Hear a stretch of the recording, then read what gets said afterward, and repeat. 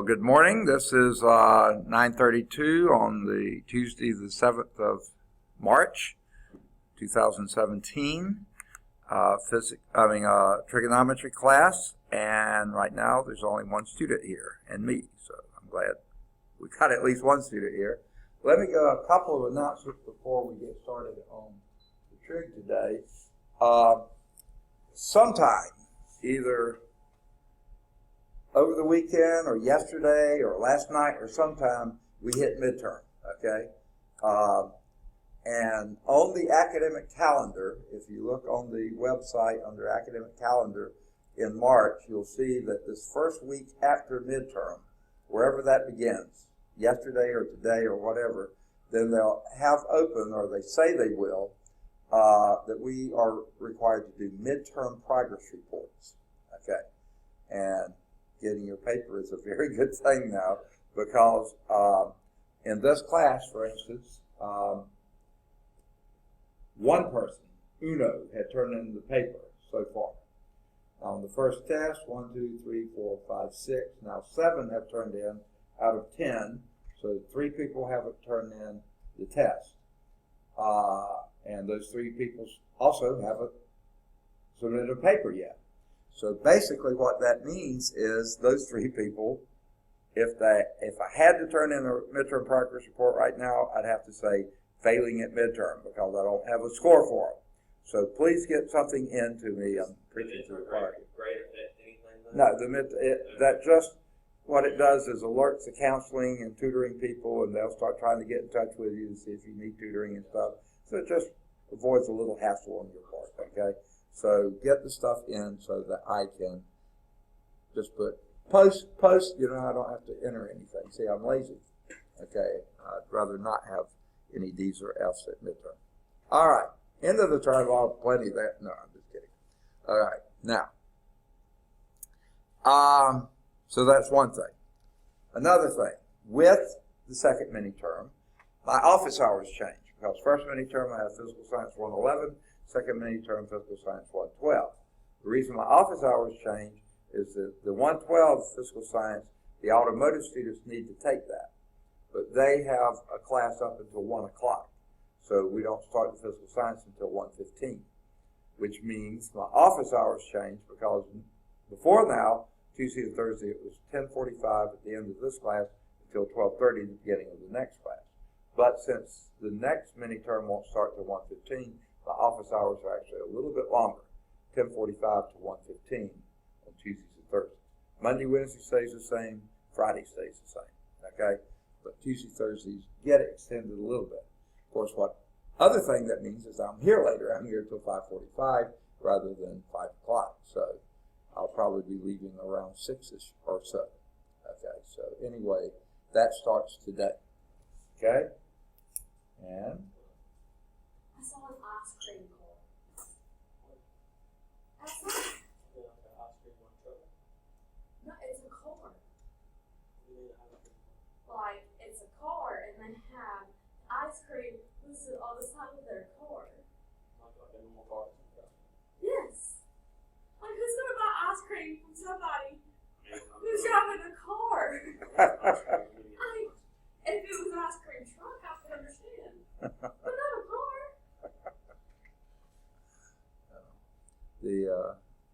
I would say they're not going to turn over a great large amount of business, because you just can't store as much in the car and keep it cold. I don't know. Okay. I was just talking about midterm progress reports on the academic calendar. They say they're due sometime this week, and what that means, and you've already turned in your first test, so you're in good shape. Second thing was my office hours changed slightly. Tuesdays and Thursdays, now my office hours are 10:45 to 1:15, not 10:45 to 12:30, because my second mini-term Physical Science class starts a little later because the auto mechanics need it.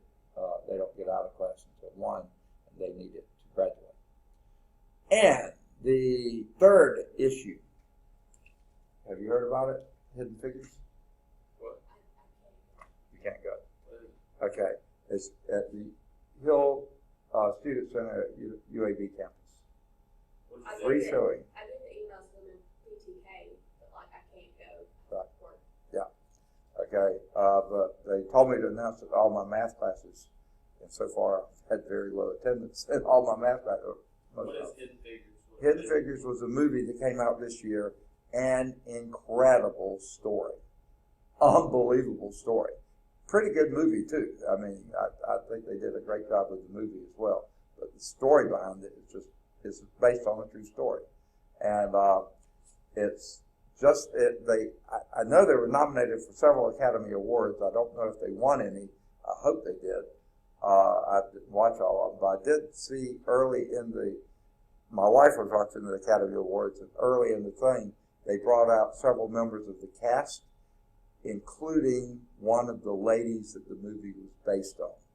She's in her 90s. They wheeled her out in a wheelchair, and she was a gracious-looking lady. But anyway, we get to participate in a free showing at the Hill University Student Center, the Alumni Theater on UAB's campus. You work on Wednesdays at 5. Okay, I'm putting this on screencast tonight. So. But I won't be able to make it. You have? Yeah. Not mine. He just turned it in today. You're a stalker. Yeah, he's a. I made 95. There you go. Don't feel that confident. Okay. I didn't feel that confident about it either. All right. So those are the major announcements. Then any questions on anything so far? All right. We're in chapter 4, trigonometry, long chapter. 4.7 is inverse trigonometric functions, and we were doing example 7. And I don't think they have example 7 on the system, so let's do it here. Let me get my pen changed. All right. Now, they say here are some problems from calculus on page 325. Example 7, just about the middle of the page. What's that? Yeah. All right. It says, write each of the following as an algebraic expression in X. Okay? Here is the first. Sine of the arc cosine of 3x. Okay? And they put to the side here that 0 is less than or equal to x, and x is less than or equal to 1/3. Okay. It says, rewrite this as an algebraic expression. See, this is a trigonometric expression. Write it as an algebraic expression in X. How would you begin a problem such as that?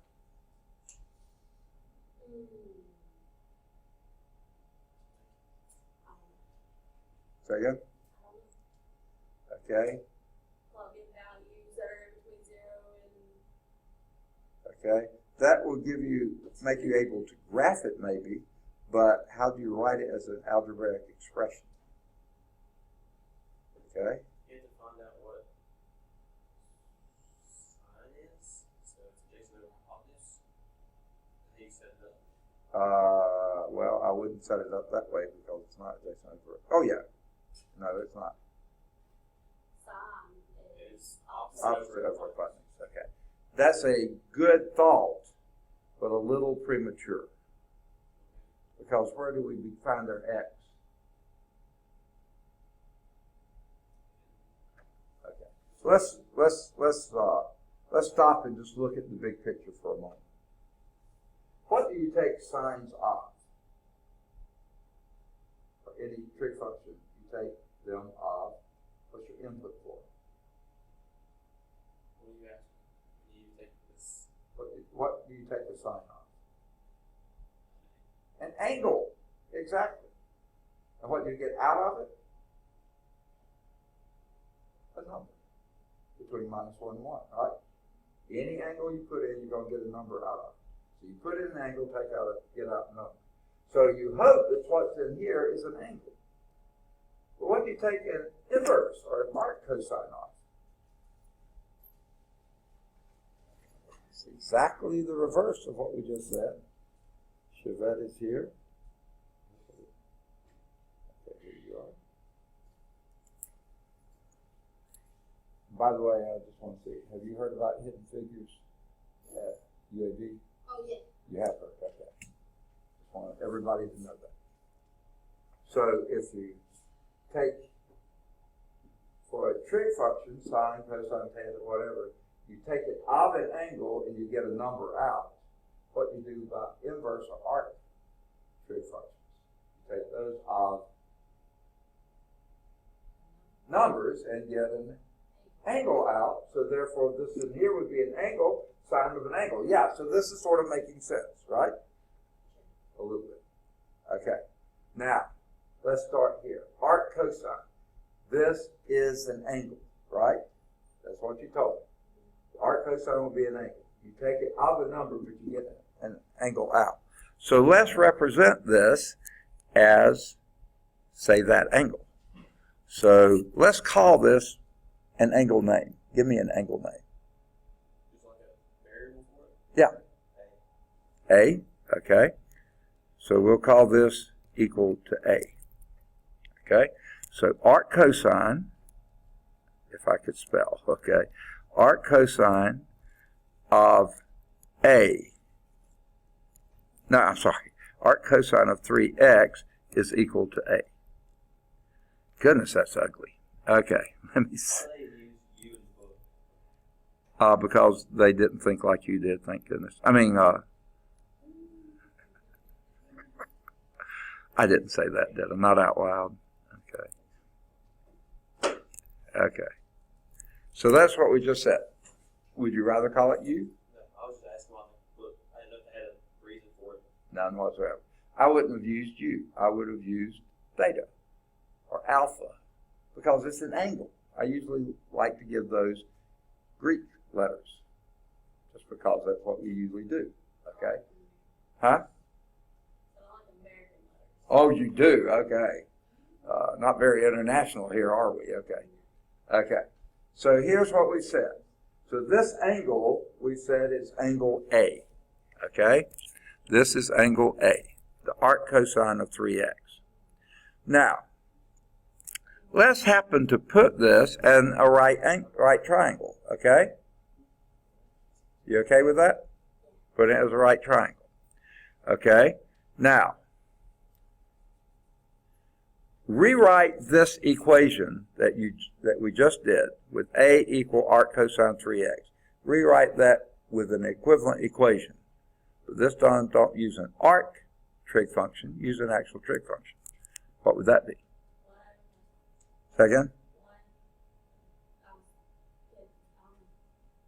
I say, give me a different equation. Only this time, don't have an inverse or an arc in it. An equivalent equation to this. This is fundamental to inverse functions. Okay. I remember someone who looked a lot like you was in a pre-calculus algebra class, and we did inverse functions there.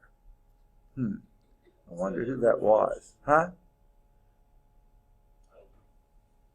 Yes, we've done it every time we've had, just about every time we've had a trig function like this, an inverse function. Rewrite that as an equivalent equation. Okay, what almost trig function do you see here? Cosine. So rewrite this with cosine somewhere in it. Arc cosine of 3x is A. No! Cosine. Of what? A. Of A is equal to 3x. And y'all have never seen that before? As in last Thursday? That's what Okay.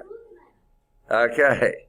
Now, if cosine A is 3x, can you elaborate on that a little bit? Can you make that a ratio? 3x over? Oh yeah, you can, can't you? Okay. Now, let's think about, here's the angle A in this triangle that we have here. Okay, that little triangle, that little right triangle here, what would your 3x be? What would your 1 be? Back from your basic definition for what a cosine is. Hypotenuse is 1. And Adjacent is 3x. and adjacent is 3x. You got it. Okay. Now, let's look back at our function here. Now, this also says if this is A is equal arc cosine of 3x, then this is saying sine of A. And what would sine of A equal?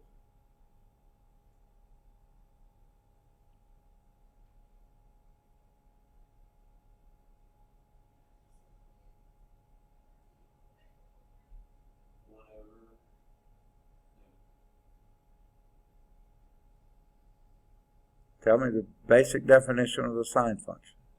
Opposite over hypotenuse. Yes. So whatever this is over the hypotenuse. So you got to tell me what this is. What is that? It's got to be less than 1. You're right. Okay. Can you get a little more specific than that? Well, you got to give me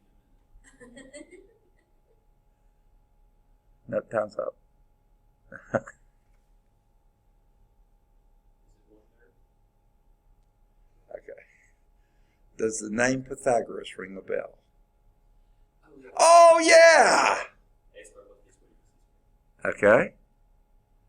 So, Okay. What you want to? Let's not use. See, you used A already, so I sort of hate to use that. well, then why did you ask me? Just put a variable down that you know that's going to be right. I don't know. I'm just going to say random number. But Okay. Give me another random letter. Q. Q. Okay. Let this be Q. Okay. Now, in terms of those three entities.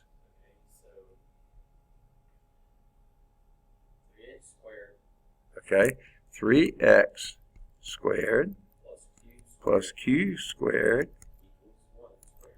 Yes, you got it. Solve that for Q.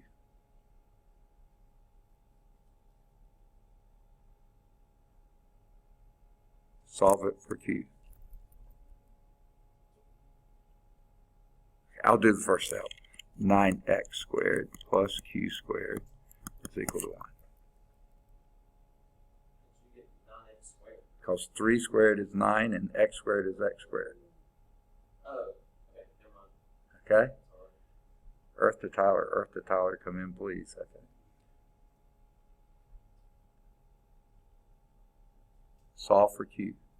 Divide. Okay. Let's first solve for Q squared. Isolate Q squared. It's going to be the root of 1 minus 9x. Q is equal to the square root of 1 minus 9x squared. See, the first thing to do is subtract 9x squared from both sides. And that disappears, and take a square root, and you got that. Now, Square root, 9x squared, should take the square away. yeah, you take this square away. Is that the one you're talking about? I thought if you put something that's in the square root, if you square root it, it takes the square root away. If it's a perfect square. If the entity in there is a perfect square, which is not guaranteed to be. Okay? Now, we really should have done plus or minus, shouldn't we? When you take the square root of both sides, you really should include plus or minus. However, we do know that the x has to be between 0 and 1/3. So, and q's can only be positive. The length of the side can only be positive. That's the real reason. So we only take positive. Okay? So, sine of A is equal to what then?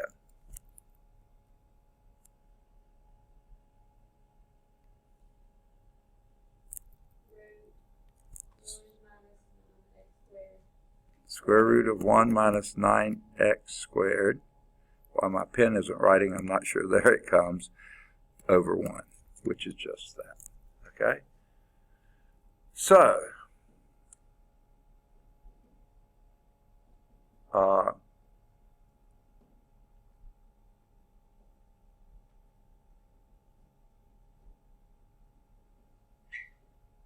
what we have then is this thing, sine of arc cosine of 3x is equal to the square root of 1 minus 9x squared. Okay? That's what they asked for. They said, write each of these following algebraic expressions into an algebraic expression. This, we've written as an algebraic expression, square root of 1 minus 9x. That's it. That's what we want. Okay? You okay with that? All right. Let's clear this one, now that we've got that one done. Pulling teeth, okay? Let's do this one. The cotangent of the arc cosine, why did I erase what I had, of 3x, again, with 0 less than or equal to x less than or equal to 1/3. Where would you start this one?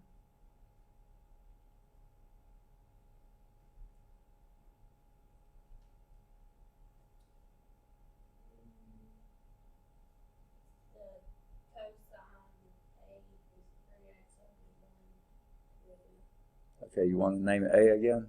Is that what you said? I couldn't hear. No, let's do it L. L. Let this thing in here be L. Is that what you said? Yeah. Okay. Now,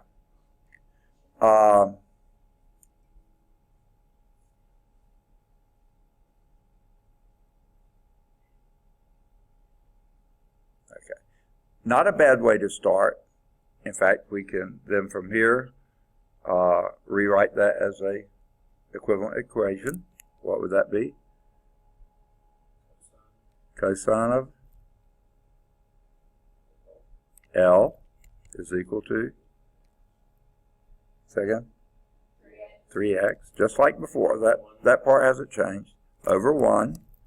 So we do what? Draw us a picture. Now this angle is L, not A, but L. Okay, and this again would be 3x here and 1 here, sorry.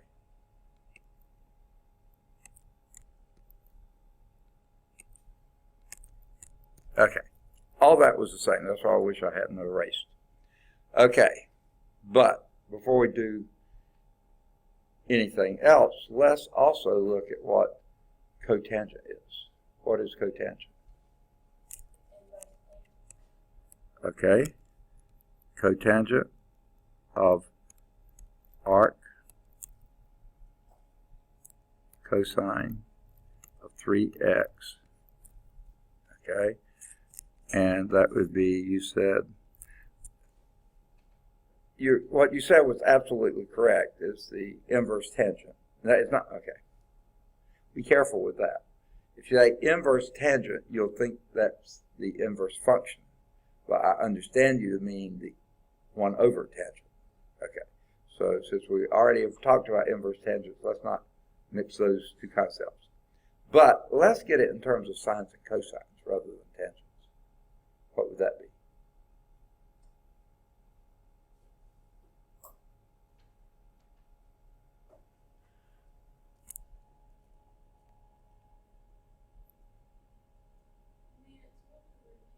It is? Okay, so that would make cotangent. All right, cosine of arc cosine. I can't write today. Of 3x over sine of arc cosine of 3x. Right? Is that what you just told me? Okay. Can anyone tell me what the cosine of the arc cosine of 3x is?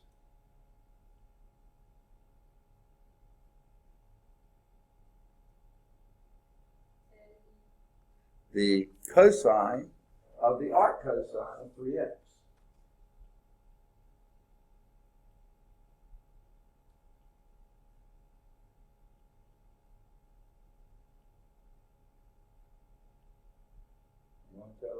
you do an inverse function of a function, what do you wind up with? 1. Not 1, close. Whatever you started with. What did you start with? You did arc cosine of it, and then did the cosine of the arc cosine. You wind back up with 3x, right? So this part is 3x, and we just said what the arc sine, that was the sine of arc cosine of 3x was. Didn't we have that down there before? What was that?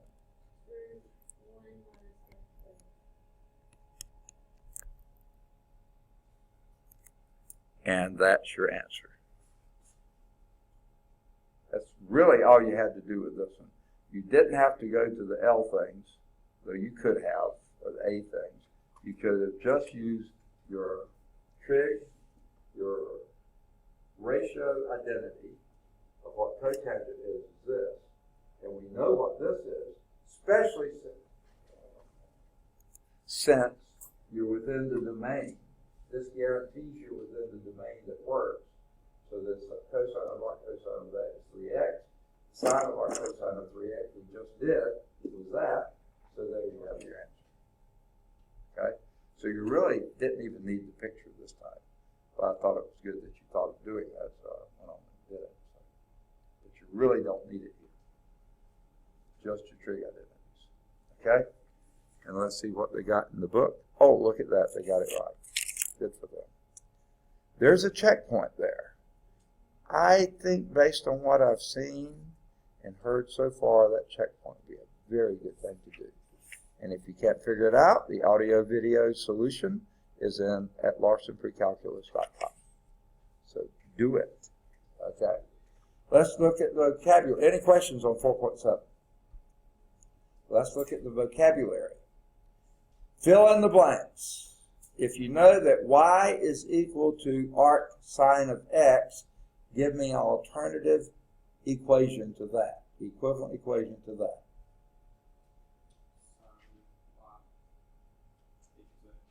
Equal x. Perfect. What's the domain of the first function? The x. What are the x values there? -1 to 1, and the range is, they've got already here, minus pi halves to pi halves. And their elementary is here. Sure, got you on the right line. Okay? We're doing the vocabulary for 4.7 on page 326. Number 2, they give the alternative notation that y is equal to inverse cosine of x. Give what the function notation would be of that one. Y equals arc cosine of x. Y is equal to what? Arc cosine of x. That is the same thing. Arc cosine and inverse cosine are the same thing. So that's not the function. That would be, that is the alternative notation. So reverse that the other way.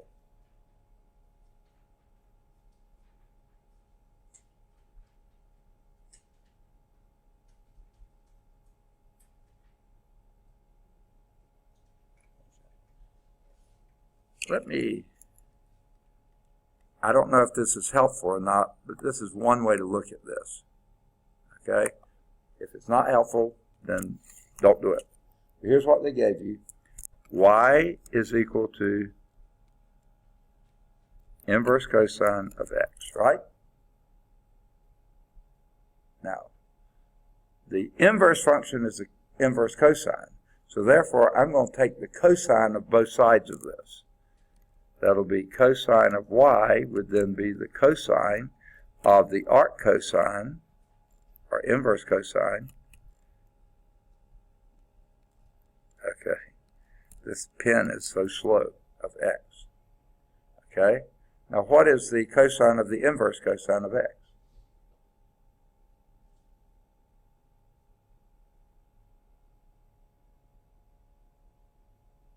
We had the question earlier, only it was a 3x. It's going to be x. So here's the alternative, or the basic function then. Cosine y is equal to x. Okay? Now, for that function, the domain, well, the domain for the x's here would be what? Give it a look, by the way. -1 to 1, because cosine only goes from -1 to 1. Okay? What would be the range for your y's then? 0 to pi. Second? 0 to pi. Excellent. Because inverse cosine, inverse sine goes -pi halves to pi halves. Inverse cosine goes 0 to pi. Perfect. Okay? Number 3. Y is equal to arctangent of x is your function. What's the alternative notation? Tangent y equal x. Perfect. The domain of that would be -infinity to +infinity, because those are numbers. Okay, and then what would be your range? -pi halves to pi halves, just like the one above it for that number 1. Not quite. Missed it by that much. What's the difference there? Say again? Oh, it's not equal. Not equal to, only strictly less than. Because at pi halves and -pi halves, undefined. For sine, it's defined, no sweat. So you can include the endpoints, not for tangent. Okay. Now, number 4. Without restrictions, no trigonometric function has an blank function. Inverse function. None of them do, because they all fail the horizontal line test. Unless you put restrictions on them, and then they can pass the horizontal line test. Okay, good deal. Homework exercises here. Any of the odds, 5 through 17. Do number 19. Do any of the odds 21 to 37. Do 39. Do any of the odds 41 to 45. Any of the odds 47 to 51. Any of the odds 53 to 63. 65 to 73. Do 75. Do either 77 or 79 or both. You can choose one or both. Do 81. Do any of the odds 83 to 87. Any of the odds 89 to 93. Do 95. Then do any of the odds 97 through 101. And then any of the odds 103 through 109. And on that one, I would suggest that you pick the ones closest to your major, if you have any of those there, or closest to your interest, if you don't have any close to your major. Do any of them you want to. Okay, exploration. There's at least 2 true false there, 111 and 113. I would definitely know why those are true or false. Okay? And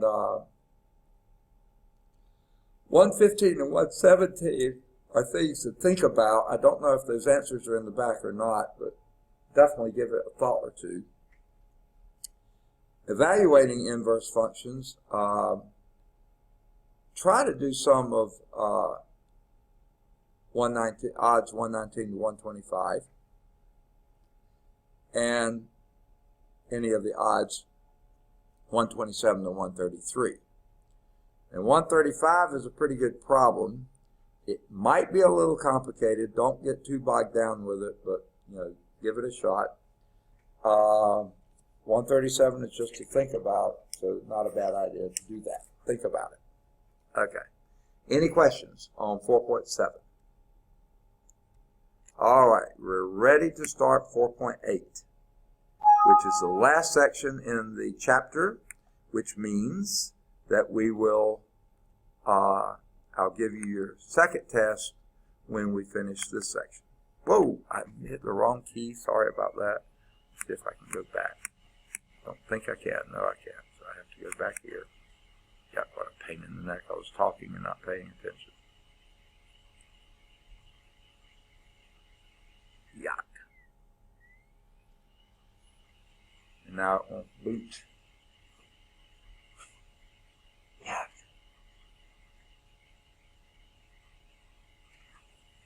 Ah, here it comes. Finally. I think it is. Yes, come on. Okay, resources by chapter 4. So I had all this done. All right, 4.8. That one click to make and I hit the X too soon.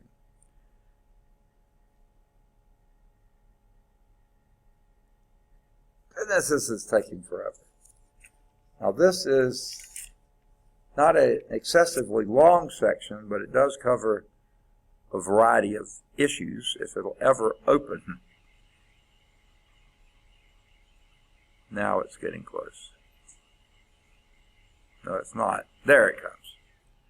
Okay.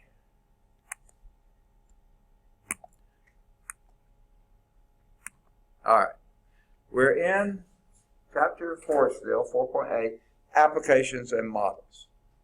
Okay? The objectives here are to solve some real-life problems involving right triangles. Those are fun.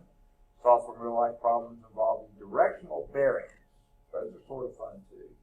Solve some real-life problems involving harmonic motion.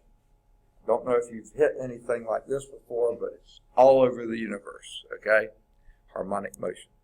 So let's start with applications involving right triangles. In this section, the three angles of a right triangle are denoted by the letters capital A, B, and C. Now, you'll understand before, and here comes EJ hobbling in here. Have you injured a leg? No, okay. Oh, really? Yeah. Yeah. Muscle or skeletal or muscle? Okay. All right. And since a couple of people have come in since I announced it, let me say it again. Y'all have heard of the movie Hidden Figures? Have you seen it? No. It's being shown at UAB's Hill University Student Center, okay, or Hill Student Center they're calling it now, in the Alumni Theater. Now, I haven't been to the they just recently rebuilt the Hill Student Center there. Incredible looking building from the outside. Huh, yeah, you've been in there. A student in my last class said it's just incredible inside as well. They're showing the movie for free, and they've invited Lawson to come tomorrow evening at 5 o'clock. And I know the Honors College is trying to go. I think the STEM program is trying to go. And I know we're hoping most of the math team members will be able to go. So try to go to it. There may be, has anyone heard if there's transportation going from the Birmingham campus? There's not? Okay. I didn't know if they're going to try to do that or not. If I didn't live so close to UAB, I would volunteer to drive the transportation. But then I would have to drive there, drive back, and drive back again, so I'd rather not, especially since it's so late. But anyway, that's tomorrow evening, 5 o'clock. If you can go, try to get there, okay? Try to arrange it with a friend or whatever to get there. Okay. So, in this section, the angles are designated by capital letters, and always the C is designated as the right angle, because these are all right triangles. The lengths of the sides opposite those angles are the smaller letters, lowercase a, b, and c, respectively. And of course, that would make C being what? Hypotenuse, because it's opposite the right angle.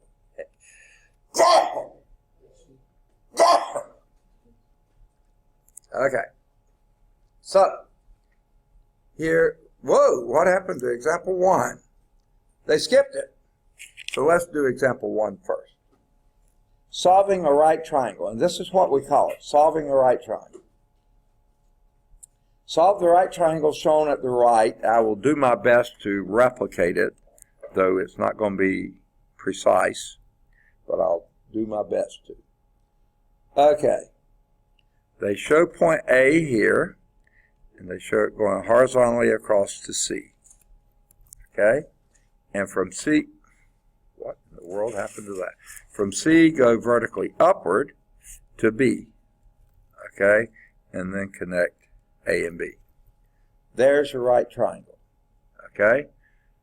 Where would you say side A would be? This is angle A, angle C, and angle B. Where would you say side A would be? The vertical, okay? B would be the horizontal, and little c, hypotenuse. Got it. Okay. Now, they also said in this the angle A was 34.2 degrees. In degree mode now. They also tell you little b is 19.4. They don't give a unit for it, just 19.4, whatever units you're using. Okay, now what do they mean by solving the right triangle? That means coming up with the unknown letters. Okay, what unknown letters do we not know? Little a, we don't know. Capital B, we don't know. Little c, we don't know. Little c looks a lot like capital C, doesn't it? Okay. Now, which of those do you think would be the easiest to calculate first? Okay, that's not going to be too hard, but you said B. Why is B, capital B, easy? Why do you claim that? It's a right triangle. These have to be complementary angles. They have to add to 90. So, yeah, we can do that. So capital B will be 90, I'm going to put 90.0 minus A, which is 34.2. And what would that be?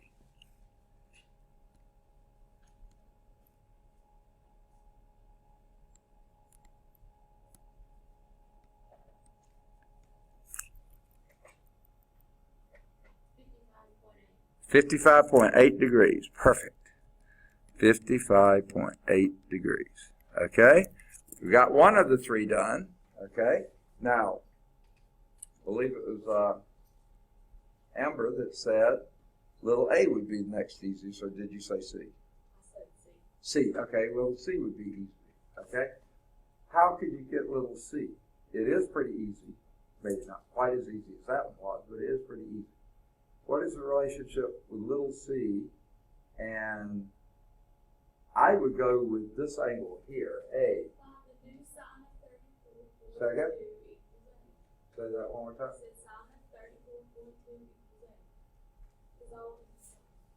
Okay. I don't quite agree with that. The sine of 34.2 would be A over C. Wouldn't it? Opposite over hypotenuse. Yeah. Okay, but you're thinking in the right direction. Let's just go with a different trig function.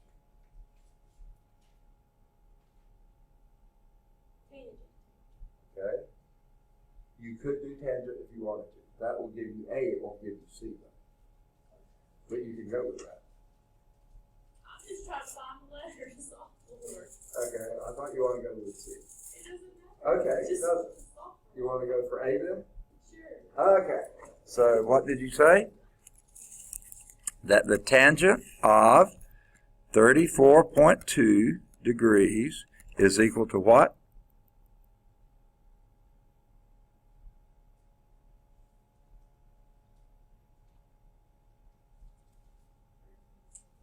A little louder? I can't hear. Okay. It's a ratio. What's it a ratio of? It's going to be A over 19.4. That may have been what you're saying. I can't hear. Okay. All right. So there we have an equation. Okay. With one unknown. Okay. And I think we can manipulate that to solve for that unknown. How would we do that? 19.4 here and 19.4 there. These divide away or multiply away or whatever, they become 1. So you have A is equal to 19.4 times the tangent of 34.2 13.2 degrees. What mode had you better be in? Degree mode. So do it to it.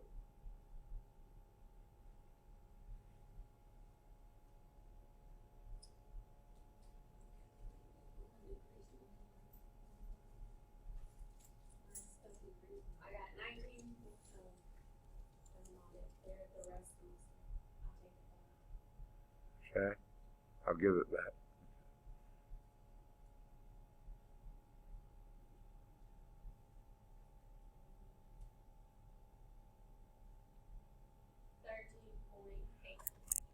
$13.8. 13.2 maybe? Okay. 13.2. Does that look like it makes sense? This is qualitative, it's not quantitative, but at least it's qualitative. This is the smallest angle of those three, right? Agree? So this we hope to be the smallest side. We know that it better be the biggest side, the hypotenuse. So this should be less than this because 34 is less than 55. And sure enough, 13.2 is qualitatively less than B. So that feels good. That feels all right. 13.2. Approximately 13.2. So we got one more to do. And how do we do that?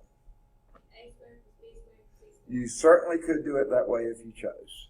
Okay? So do that and see what you get.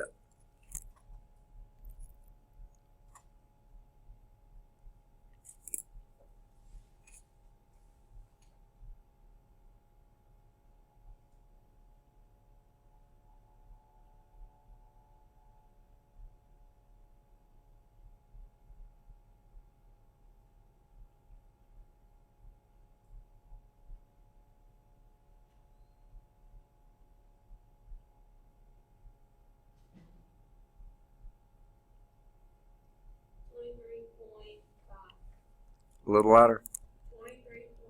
23.5. 23.5. That looks pretty reasonable too, doesn't it? It needs to be the longest side. It's certainly longer than this one and that one, but not excessively longer. So I feel pretty good about those three numbers.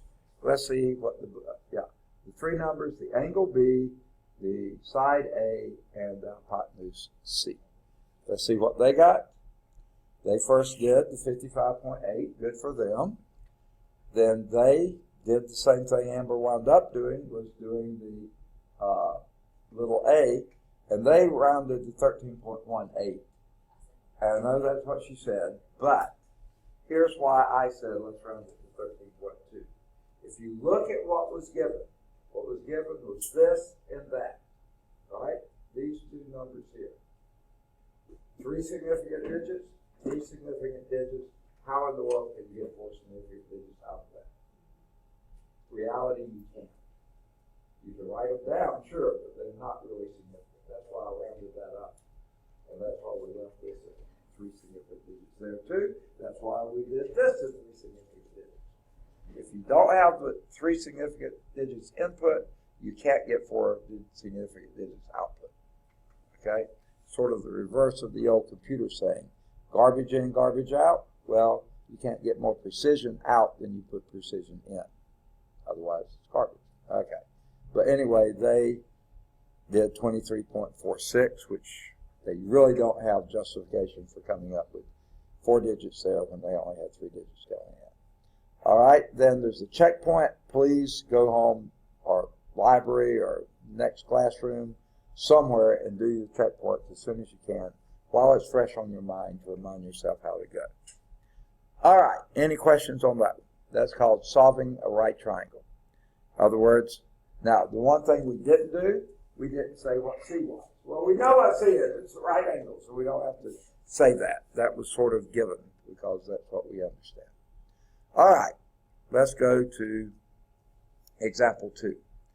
A safety regulation states that the maximum angle of elevation for a rescue ladder is 72 degrees. I'm not sure I want to be on that 72-degree angle, okay? That's pretty steep. A fire department's longest ladder is 110 feet. What is the maximum safe rescue height? what would you do for that problem? What would be the first thing you would tend to do? Draw a picture, absolutely, okay? Let's see if they drew one for us. Look at that, they did, okay? So thank you very much. Now, they draw it on top of the fire truck, so that's fine. If it's just a standing ladder, it would be from the pavement. It really doesn't matter, they say, from the base of the ladder. So that's all they're doing. So basically they told you the maximum this can be is 72, and the longest ladder they got is 110. Okay?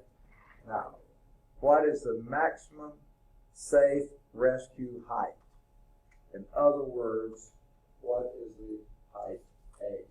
From the base of the ladder, the upper part you can reach there. How will you solve that issue?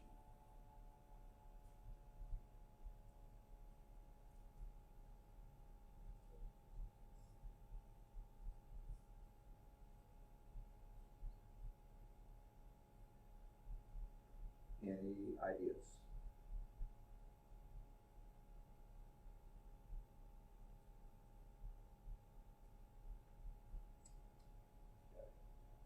Anytime you got an angle there, say, is there something, and by the way, to answer this question, is there any relationship with this angle at those lengths?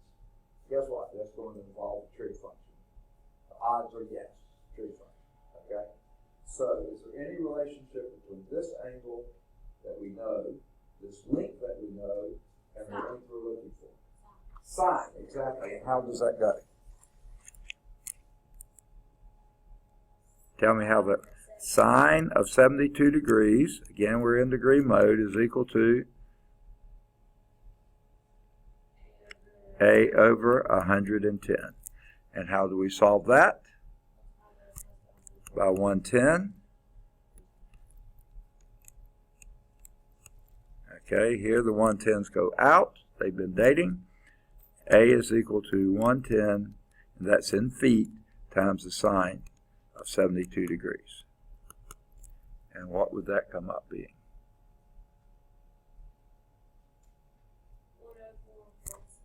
104.6 feet. Now again, I would argue, and here is a slightly different argument, okay? Number one, you only have 3 significant digits, and in fact, you might even argue 2, because you're not sure that's 0 significant or that one is. So basically, if I were on that ladder, I would say 104. Now that's not a correct rounding, is it? Because to go to 105, you're stretching past where you're supposed to. And since the safety regulation is the maximum, then I would always err on the side of safety and go down 1. In fact, if you're only doing 2 significant digits, you might say 100 feet. Now that's sort of stretching it, but the book is saying, I'm sure 104.6 or something like that. Yes, the book says 104. Okay, see there, say again? Okay, they left it there. They really don't have grounds for 4 significant digits, so to round to 3, I wouldn't round up because that would be stretching it. I would round down. In fact, if you only go to 2, which you could argue you've only got 2 significant digits there, then it would be 100 feet. Okay. I would tend to err on the side of safety. Anything beyond that, you're going to be stretching it, and maybe beyond where the things can handle. Okay. So let's see. I don't know if I'll need the space here or not, so I'll clear the ink. Yeah, I will. From the equation, sine A is equal to sine angle A is equal to A over C, side A over side C. That gives you side A, which we're looking for, is C sine A. Now this is called solving the equation literally to begin with, then plugging in the numbers. So I call this chug and plug. The way we did it was plug and chug. It doesn't matter which way you do. You won't see that in the book anywhere. But anyway, plug plug in those things, 110 times the sine of 72, and then they come up with approximately 104.6 feet. They really could put, well, I guess they will here. So the maximum safe rescue height is about 104.6 feet above the height of the fire truck. Okay? See, they got out of having to add that little bit above the height of or above the base of the ladder. That would be the safest way of saying. Okay. But frankly, I don't think they have justification for 4 digits when the problem only gave you 2 or 3. Okay. There is a checkpoint there. I would definitely do that as well. All right. They skip examples 3, 4, before they go to 5. So let's go back and do 3 and 4.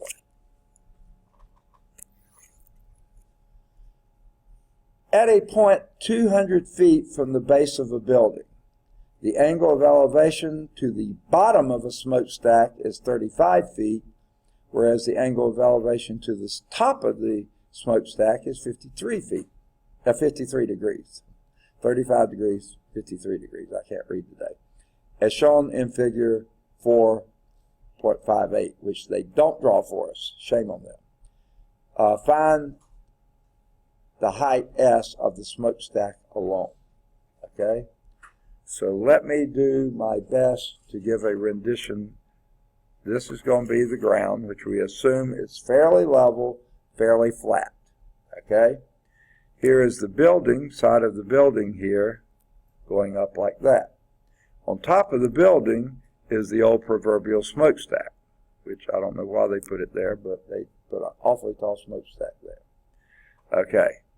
Now they also tell us that you're 200 feet from the base of the building. So we'll make this 200 feet. Okay?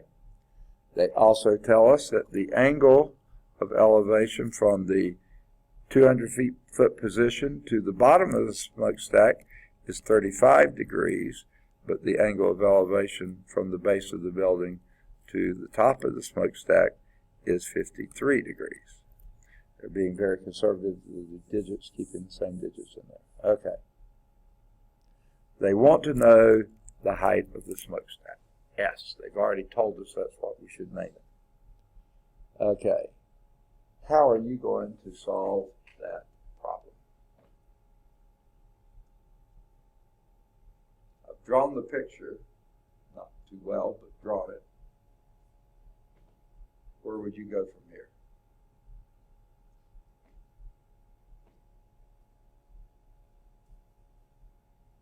Well, since those two are separated, you could get both of those sides, like just using the different angles and then adding the sides together. Okay. Are you talking about this right here? Yes. Okay. You want to give that a name? Q. Q. Okay. She doesn't like the ABC, does she? Okay. Here's the Q. Okay. All right. With that being Q, can you tell me approximately what Q is?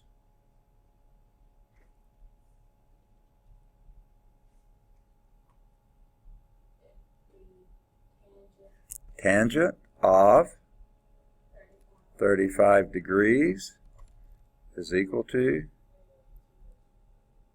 say again, 200. Okay, very good. That will tell us what Q is. So Q is equal to 200 times the tangent of 35 degrees. Make sure you're in degree mode. Okay, it's 200 feet, so Q will be in feet. All right. That's the first part. What's the second part? Do you want to go on and give it that?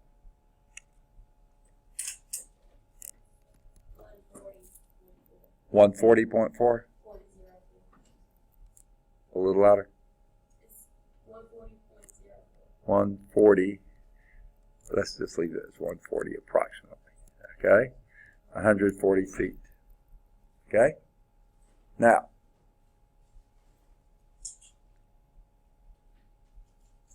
That gives you Q. What's the next thing you're going to find out about or go for? The top. Okay? You should change that. Say again? So the angle changes. Okay. But remember, that's from the horizontal, from the ground. So what will your equation be?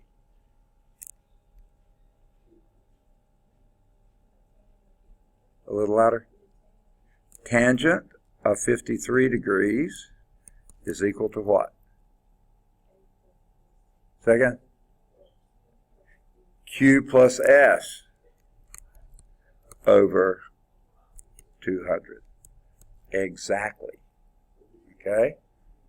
So that means that Q plus S is equal to 200 times the tangent of 53 degrees. So poke that in and see what you get.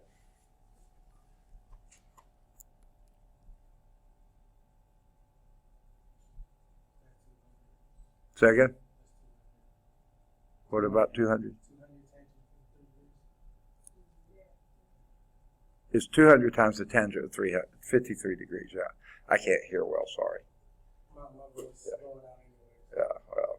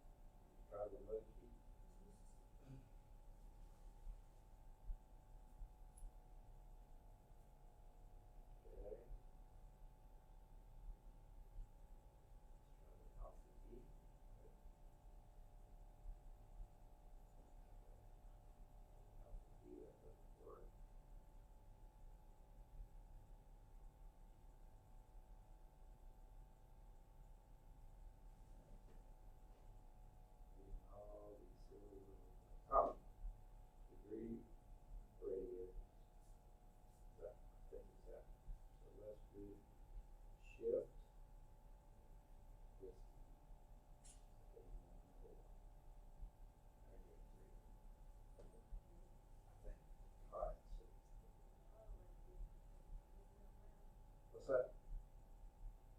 I guess that's It just wants the height of S. Second? So why would you add them together? Okay. It just wants S. Okay, what did you get from this calculation there? And in all, I got 405 because you wanted to add them together. Say that again. And I got 405 in all because you wanted to add them together. This is 405? The whole thing. Like Q plus S is 405. Okay, no, wait. What is 200 times the tangent of 53? It's 140. Yeah. Oops, it didn't erase. Okay. Say it one more time. 265? Okay. I can't get my pen to work. Okay. So this is 265 feet. And this is Q plus S. But Q we already know to be 140. Plus S is equal to 265. So solve for S. I thought we were saying that.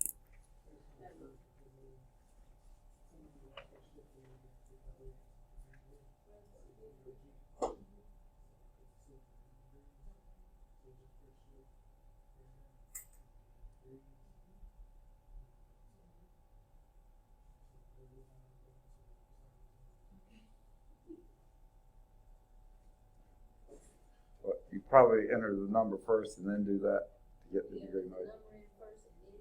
Yeah, that's what it was looking like because it gave you the degree symbol before. So I said, try it and see if it'll do it. It didn't look like it was doing it. So what you get, you answer. Say again. 125? That's what I look like to me. 125 feet. At least approximately. Let's see what the book did. They got 125.4 feet, which I don't think they have the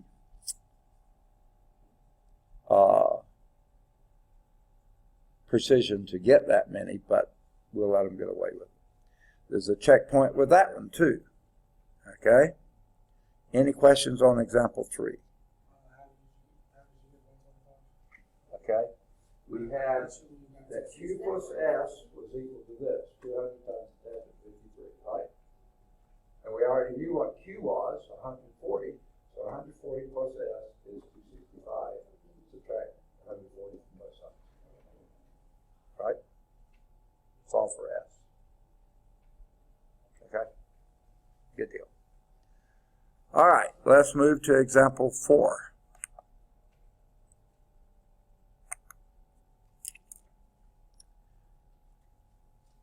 Here we have a swimming pool. Sort of cool for this time of year, okay? It's 20 meters long. Okay, so here's the swimming pool, 20 meters long.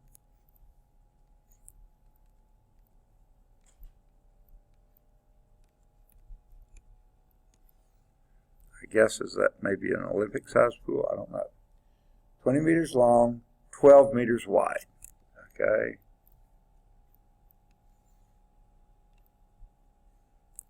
Okay. Okay. 12 meters wide. Okay. From here to there. Okay. The bottom of the pool is slanted so that the water depth is 1.3 meters at the shallow end. Okay. And it goes down to 4 meters at the deep end. May not be according to scale. 4 meters at the deep end. Okay? As shown in the figure. Find the angle of depression in degrees of the bottom of the pool. Angle of depression is always from the horizontal, so this is the angle we're looking for. Do you want to give it a name?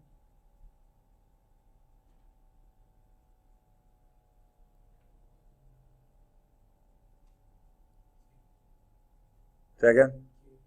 Q? Capital Q or little q? Capital Q. Okay, he wants to call it capital Q. The book calls it capital A, but that's fine. You can call it anything you want to. Fred, I mean, whatever you want to call it. Okay. Now, if you continue your picture here, this is 1.3 meters here, and this down here would be what? Second? 2.7 meters there. Yeah, very good. And we know this line here is 20 meters, right? Can you find Q from that? By the way, there's your right triangle. Right angle, I'm sorry, right angle.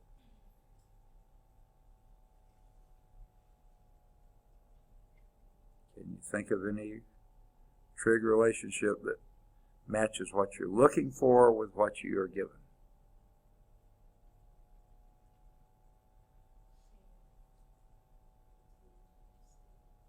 Say again? Say again? Yeah, I think it'll be tan again. It's been in many tanning booths. Okay, tangent of what? Q is equal to 2.7 over 20. Pretty small number, isn't it? So, due to the division, I think I can even do that one in my head. Okay, whoops, going the wrong way. Wait, I went the right way to begin with. That would be 1.35, I believe. No, 0.135. Okay. So tangent Q is equal to 0.135. What will Q be? How could you get Q? Second? Not divide by tangent. Not multiply by tangent. Inverse tangent of 0.135.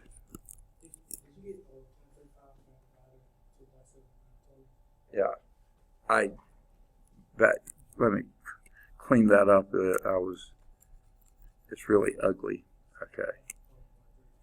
Yeah, it's 2.7 divided by 20. What I was trying to do is move this decimal, move that decimal.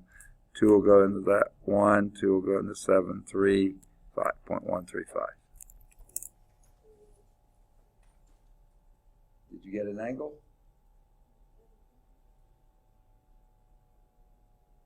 Inverse tangent of 0.135. Second? 7.69. Which mode were you in? Second degree mode. Okay. Now, again, that seems like too many digits. I would say 7.7 maybe. Well, they're wrong. No, I mean, okay. And sure enough, that's how they get it. They came out first with radians, but how many pool constructors use radians? Not very many, I don't think. Okay. They usually think in terms of degree. Now this example is also an example of something else. Where did you use your 12 meters? The width of the pool, it told you was 12 meters. Do you have to use everything they give you? No. That's extraneous data, perfectly fine for the people building the pool, but you don't need it, okay? So that was thrown in there, but don't try to use everything that you're given. I remember when I first started teaching, not here at Lawson or Bessemer State Tech, I was adjunct math instructor at Guelph State, and they had me teaching 090. And they had a book, and on one of the tests, the word problem was, if you we were buying 3 boxes of cookies, and each box contained 48 cookies, and each box cost $1.19, how much did it cost? Well, most of the students did get it right, I think, if my memory's right. But a few students had to use those 48 cookies somewhere. So they either divided their answer by 48 or they multiplied by 48. So they had those cookies, the 3 boxes of cookies, costing a fraction of a penny, or they had them costing a couple $100. Neither one of them made any sense at all. You had 3 boxes of cookies for $1.19 each, just multiply them out. But they had to use that. They thought there was a rule in math that you have to use every figure they give you. You don't, okay? It's extraneous data for this problem. So 7.69 degrees. And by the way, there's a checkpoint for that one as well. Next time we will start with trigonometry and bearings, okay? This reminds me of my time in the Navy. We always use relative bearings, okay? Homework exercises here. On page 336, you can do any of the odds 5 through 13. Do either 15 or 17 or both. Do any of the odds 19 through... Goodness gracious, they go on and on and on, don't they? All right, I'd say 19 to 33. Based on what we've done so far. We'll pick up and do the rest of those next time. Any questions? All right. Now, we're in 4.8. We've only got a few pages to go, so there is a very reasonable chance that we will finish 4.8 next time on Thursday. So I'll try to have your test ready for you on Thursday. Which leads me to, where are your first tests, okay? I need those turned in, okay? Also, for some of you came in later, they claim that we have on the academic calendar, we're supposed to have midterm progress reports, which means I have to report any people that have D's or F's at midterm. If I don't have a score for you, that's a F, okay? It doesn't hurt you any, but it may have people calling, seeing if you want counseling or or tutoring or help in some way. So to save yourself a little bit of hassle, go on and get me either your paper or your first test or both. Get them into you as soon as possible. Okay? This week if possible, because I'll be giving you your second test on Thursday. Good deal. Any questions?